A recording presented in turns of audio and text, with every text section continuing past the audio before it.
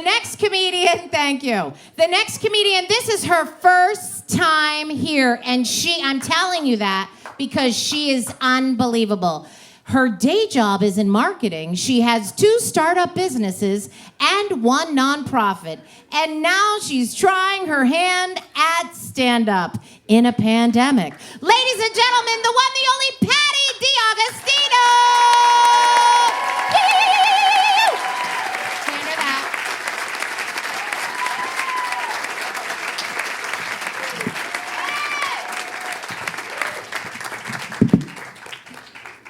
Hi. Hey everybody, my name is Patti, and I got a divorce after 30 years of marriage. It was so complicated. I mean, just telling my parents was a whole big ordeal. It was such an ordeal that I contemplated not doing it. Not telling them, that is, not the divorce. It's complicated because my parents live in South America. How would they even find out? When they call, they ask the same questions. How are you? How are your kids? How's your husband? And sometimes they don't even wait for the answers. It's complicated because when I go visit them, what would I say? He couldn't come, he got busy, I came by myself. The reality is that my dad is 93 years old.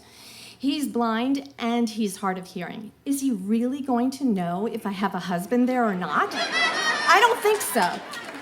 My mom, she's 91 and has dementia. Most of the time, she thinks I'm my older sister married to her husband, Angel, and wants to know how the grandkids are. And I'm too young for grandkids. So I can't sleep. I'm a wreck. I need to do this. I need to tell them. I need to make a decision. I'm Patti. I'm a big girl. It's going to be tough. I'm part of a Latin Catholic family. But I'm going to go there. I'm going to make the trip, and I'm going to tell them about my sin, divorce. I buy my ticket to South America, specifically my part of South America, the Banana Republic of Ecuador. And it's literally a banana republic. You hear Ecuador, you think Galapagos.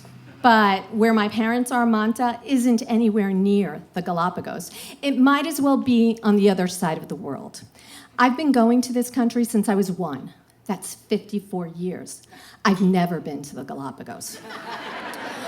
I start my confession to my parents by taking a 12-hour flight, 2 planes, 3 hours of driving. I finally arrive in Manta, and they're so happy to see me, and I'm so exhausted. Day 2, yay, I'm here. I can't do this. I really am 54, and I'm worried about what my parents are going to think. I'm worried about disappointing them. And you would be too if you met them. As a matter of fact, I'm petrified. She swoons like Vivian Lee, and he uses the 4 crushing words. I'm disappointed in you. The rest of the day, we just spend catching up. They as the parents, me, the adult child. Day 3 hits. I have to do this. I'm going to wait till after lunch so they have something substantial in their stomachs to take the blow.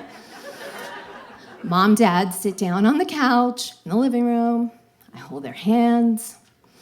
Mommy, Papi, I have to tell you, there's a reason why my husband isn't here. Oh? Well, you know how I always had problems with him. And our marriage was very difficult, and it just got worse. No, it got really bad, Mommy, Papi. It got so bad. I couldn't do it anymore. Look, it's done. It's over with. I'm here to say we're divorced. Mija, he wasn't any good for you anyway. My dad is tearing up. I'm worried my mom is going to go into a Joan Crawford, our daughter doesn't belong being unhappy. And he looks at me, I look at him a little bit, and he says, Mija, I've been wanting to tell you to leave him for years. What a relief. The weight of the world off my shoulders. There is nothing like a Latin Catholic confession. Day 4, I wake up, the sun is shining, I'm not scared of my parents anymore, it's all good. Good morning, Papi, good morning, Mommy. Mija, how's your husband? I was married to a real narcissist. The kind of guy that made everything be about him. And not in the charming life of the party, I'm too sexy for myself, too sexy. No, not that kind of way. No, the ex was more of the woe is me kind of guy. Like when Hurricane Sandy was going to hit our area, damn, that's all I need, a hurricane. Or when there was a nor'easter coming our way, great, like I don't have enough problems. Or when me, Patti, had cancer. Yes, I had cancer. Ugh, I don't know how I'm gonna survive this. Me, Patti, had to go to the hospital for 6 days every 4 weeks for infusion chemotherapy. Patti, are you gonna have like a schedule for the kids so it could, have a regular life?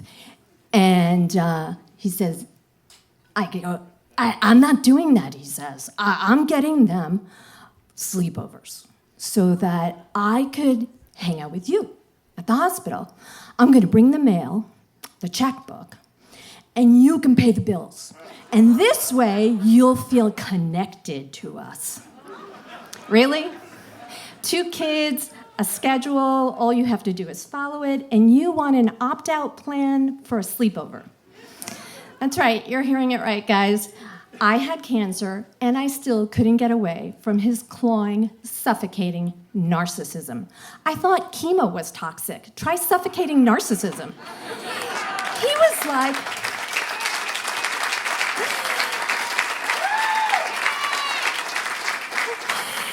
He was like a big wad of sticky, sugary, hubba-bubba, strawberry, watermelon bubblegum you find on the urine-filled stairs of Times Square.